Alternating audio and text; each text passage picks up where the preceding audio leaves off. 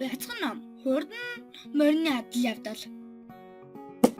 Намайг намнгийн хангал гэдэг.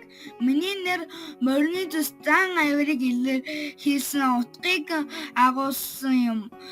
Тийм учраас би моринд дуртай. Зун болоход аавтайгаа хамт хөдөө явж морь унах дуртай. Дэлхийн олон орны хүмүүс морин дуртай байдаг. Шинээр төрсөн унангийг багаас нь шинжиж, заримыг нь хурдан морь болгодог.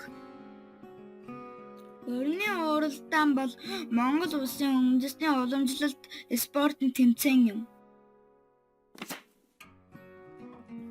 Манай Монголын ард түмэн эрт дээр үеэс морийг уналганд ашиглаж, унаагыг багаас нь шинжиж мэддэг. Хурдан морь болох шинжтэй унаагыг багаас нь сойж бэлтгэх гэдэг сайхан уламжлалтай. Хурдан морины шинж. Малчин ардууд олон жилийн турш мал маллах явцдаа морины талаар судалгаа хийсэн байдаг.